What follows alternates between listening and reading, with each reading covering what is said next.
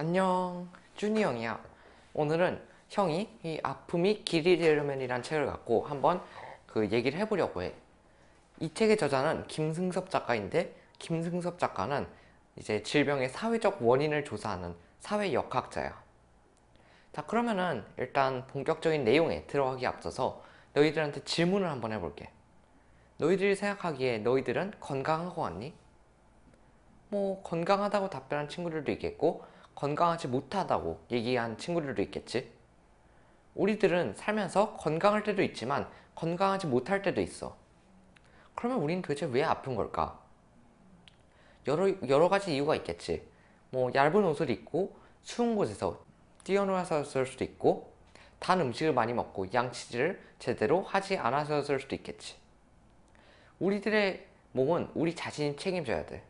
그런데 정말로 질병이 우리 개개인의 책임이기만 할까? 질병에 걸리는 원인은 생각보다 다양해. 인간은 사회 속에서 다른 사람들과 관계를 맺으면서 살아가기 때문이야. 너희들이 친구들이랑 어울리거나 부모님과 함께 지내는 것도 모두 다른 사람들과 관계를 맺는 거야. 그런 관계를 맺으면서 하는 경험들을 우리는 사회적 경험이라고 해. 자, 그러면 지금부터 우리들이 겪는 사회적 경험이 우리의 건강과 어떤 관련이 있는지 차근차근히 얘기해 볼게. 자, 1챕터의 제목은 말하지 못한 내 상처는 어디에 있을까요? 우리들이 살면서 겪는 사회적 경험들은 때로는 우리 마음에 상처를 남기기도 해. 친구들과 다퉜다거나 부모님한테 혼났을 수도 있겠지. 그런데 그 정도는 우리들이 스스로 극복 가능한 일상적인 상처야. 왜냐면 하루 이틀 지나면 잊혀지잖아, 대부분. 그런데 우리가 스스로 극복하기 힘든 상처를 입을 때도 있어. 친구들에게 따돌림을 받았다거나 차별을 받았을 수도 있겠지. 그런 상처들은 우리 마음에 뿐만 아니라 몸에까지도 상처를 남긴다고 해. 사람들한테 당신은 새로운 일자리에 취직할 때 차별을 겪은 적이 있나요? 라고 물어봤어. 답변은 차별 경험 없음, 차별 경험 있음, 그리고 해당 사항 없음. 이렇게 세 가지로만 할 수 있었어. 사람들은 어떤 답을 선택한 사람들이 가장 건강이 좋지 않았을까 연구를 하게 돼.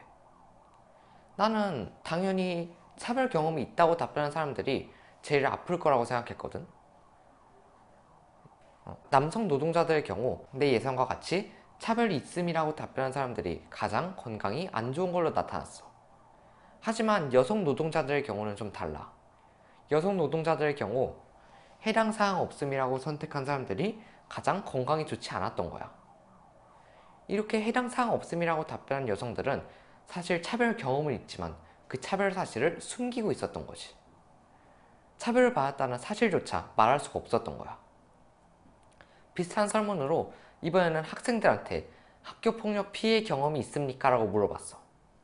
답변은 아니요.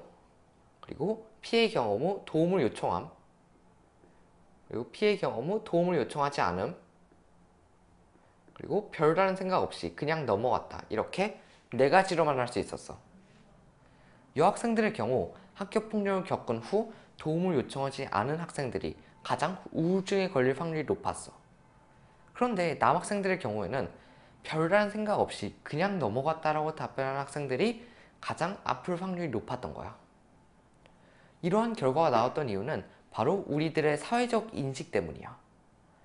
남학생들은 남자니까 강해야 되고 용기 있어야 되고 자신의 문제는 자신이 해결해야 된다는 그런 사회적 인식이 억눌려서 이 남학생들은 학교 폭력을 겪고도 그냥 넘어가려고 했다는 거지. 하지만 이 결과를 보면은 이제 알겠듯이 아무리 자신이 그냥 넘어가려고 한다고 해도 자신의 몸만큼은 그 사실을 기억하고 있어. 자, 그러면 다시 1챕터의 제목으로 넘어가 보자. 말하지 못한 내 상처는 어디에 있을까? 우리들의 상처는 잊으려고 해도 숨기려고 해도 잊혀지지도 숨겨지지도 않고 오로지 우리 몸에 고스란히 남을 뿐이야. 그렇기 때문에 우리들은 우리들의 상처를 숨기고 가리는 것이 아닌 좀 더 드러내고 함께 이야기하는 것이 우리들의 상처를 조금이나마 치유할 수 있을 것 같아. 이 챕터의 제목은 불평등한 여름, 국가의 역할을 묻다야. 요즘 여름 정말 덥잖아. 나는 여름만 되면은 뉴스에서 역대 최악의 폭염이니 아니면은 뭐 주말 초여름 더위니 등등등 그런 말을 되게 많이 들은 것 같아. 뉴스에서는 이제 그 폭염에 취약한 사람들은 야외 활동을 자제하라고들 많이들 얘기하지. 그런데도 불구하고 이렇게나 많은 사람들이 매년 폭염으로 인해서 사망한다는 사실을 알 수가 있어. 특히 1994년은 역대 최악의 폭염으로 유명한 해거든. 그런데 그래프를 보면은 그 해에 사망한 사람들이 이렇게나 많은 걸 볼 수가 있지. 그러면 과연 뉴스에서 얘기하는 폭염에 취약한 사람들이란 누굴까? 정말 폭염이라는 재난은 우리 모두에게 공평하게 찾아오는 걸까? 나는 처음에 폭염에 취약한 사람들이라고 했을 때 노인, 그리고 어린이, 병이 있는 사람들 이런 사람들이 폭염에 취약할 거라고 생각했거든. 왜냐면은 이 사람들은 다른 사람들에 비해서 좀 사회적인 약자잖아. 물론 이거에 대한 연구 결과가 되게 무지하게 많지만 오늘은 형이 좀 색다르게 진행된 연구를 하나 소개시켜 주려고 해. 노스웨스턴 대학의 사회학 교수인 에릭 크리넨버그는 어떤 공동체가 더 폭염에 취약할까 연구하기 시작해. 에릭 교수는 론데일이라는 지방을 북부와 남부로 나눠서 비교 분석하지. 보면은 위에가 북부고 아래쪽이 남부야. 1995년 7월 폭염으로 인한 론데일 북부에서의 사망률은 10만 명당 40명 정도였어. 그런데 론데일 남부에서의 사망률은 10만 명당 4명 정도밖에 되지가 않았지. 무려 10배나 차이가 났던 거야. 이 두 지역은 바로 옆에 붙어 있는 데다가 거기 사는 사람들의 인종이나 평균 연령 등 여러 요소가 되게 비슷하거든. 근데 뭐 때문에 이렇게 10배나 되는 차이가 났을까? 론데일 북부에 사는 사람들의 말에 따르면은 높은 범죄율과 폐허 같은 도시 때문이라고 해. 물론 이게 직접적인 원인은 아니야. 왜냐면은 범죄율이 높다고 도시가 더 폐허 같다고 날씨가 더 더워지는 건 아니잖아. 그치? 그런데 범죄율이 높다 보니 사람들이 서로를 믿지 못해가지고 집 밖에서 위급한 상황이 발생하고 있다고 하더라도 이제 아무도 서로를 도우려 하지 않았던 거지. 집안이 아무리 더워도 좀 더 시원한 곳을 찾아서 밖으로 나갈 수 없었던 이유기도 했어. 결국 우리는 이 연구 결과를 보면은 고립되어 있는 공동체가 더 폭염에 취약하다는 사실을 알 수가 있어. 그런데 공동체의 사회적 고립 같은 문제는 우리 개개인이 해결하기가 어려워. 그 이후 시카고에서는 매년 폭염이 올 때마다 국가에서 쿨링 센터 등을 늘리는 노력을 하고 있거든. 쿨링 센터는 정말 말 그대로 이제 길을 가다가 좀 더 시원하게 지낼 수 있는 휴게소 같은 거라고 생각하면 돼. 그 결과 시카고에서 폭염으로 인한 사망률이 절반 이하로 줄어들게 돼. 이 시카고의 이야기는 폭염 같은 재난의 피해를 단순히 개개인에게 돌린 것이 아닌 국가와 개인이 힘을 합쳐서 그 재난과 맞선 거지. 그런데 나는 이 시카고의 이야기가 결코 폭염에만 해당된다고 생각하지 않아. 폭우가 내리던 아니면은 태풍이 불던 어떠한 자연재해가 와도 국가와 개인이 힘을 합쳐서 그 자연재해와 맞선다면은 그 자연재해의 피해를 조금이나마 줄일 수 있을 거라고 생각해. 다음으로 내가 얘기할 챕터는 낙태에 관한 이야기야. 낙태를 금지하면 벌어질 일들에 관하여. 너희들 낙태가 뭔지 알아? 낙태는 엄마의 뱃속에 있는 아이를 인공적으로 제거하는 걸 말해. 의아해할 수도 있어. 그런데 한국에서만 매년 20만 명 가까이나 낙태를 선택하게 돼. 그중 대부분은 아이를 키울 돈이 없다던가 원치 않은 임신을 했을 수도 있겠지. 각자 어쩔 수 없는 사정으로 이제 아이를 포기하고 낙태를 선택하는 거야. 한국에서도 2016년 낙태에 관한 문제로 떠들썩했는데 저 PPT를 보면은 한쪽에서는 낙태죄 폐지를 주장하고 있고 한쪽에서는 낙태법 유지를 주장을 하고 있지. 여기서 말하는 낙태법이란 낙태를 금지하는 낙태금지법을 말하는 거야. 실제로 루마니아라는 나라에서는 1966년 낙태금지법을 처음 시행하게 돼. 국가에서 너무 낮은 출산율로 인해서 시행을 한 제도야. 과연 결과는 어땠을까? 정말 아무도 낙태를 하지 않고 출산율이 올라가기만 했을까? 물론 법을 시행한 초기에는 여성 1인당 출산율이 2배 가까이나 증가했다고 해. 그런데 이 효과는 일시적이었어. 사람들은 이제 아이를 키울 마땅한 돈이 없는 상황에서 어쩔 수 없이 살아남기 위해서 법을 피하는 선택을 했던 거지.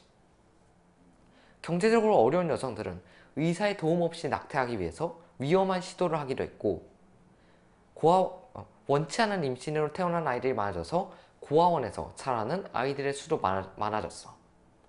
결국 법을 시행하고 19년 만에 출산율마저 법을 시행하기 이전으로 되돌아오게 돼. 이렇게 루마니아의 사례는 결코 성공적인 결과를 가져왔다고 보기가 어렵지. 그러면은 우리는 이 루마니아의 이야기에서 어떤 점을 중요하게 봐야 되는 걸까? 정말로 낙태금지법이 옳고 그른지를 생각해 봐야 되는 걸까? 우리가 여기서 가장 중요하게 생각해 봐야 되는 거는 바로 당사자인 여성들의 이야기야. 하지만 이 루마니아의 사례에서는 여성들의 이야기는 제외된 채 국가에서 오직 출산율만을 놓고 법을 제정했기 때문에 이 루마니아의 이야기가 실패로 돌아간 게 아닌가 싶어. 하지만 이런 국가의 잘못된 선택으로 인해서 입는 피해는 전부 다 이 여성들의 몫인 거야. 당사자들인 여성들의 몫인 거지. 결국 어떠한 문제에 있어서도 우리들이 가장 중요하게 생각해 봐야 되는 거는 바로 당사자들의 이야기라는 거야. 마지막 챕터의 제목은 성인이 되어도 몸에 남는 태아의 경험이야. 너희들 혹시 엄마 뱃속에 있었던 생각 나니? 물론 아무도 이런 생각은 안 날 거야. 나도 마찬가지고 너희들도 아마 마찬가지일 거야. 그런데 신기하게도 우리들의 몸은 우리의 태아 시기까지도 전부 다 기억하고 있다고 해. 아프리카의 작은 나라 감비아에서는 매년 우기와 건기를 겪거든. 우기는 계속해서 비가 엄청 많이 오는 시기야. 그래서 이제 감비아 사람들에겐 매우 고통스러운 시기지.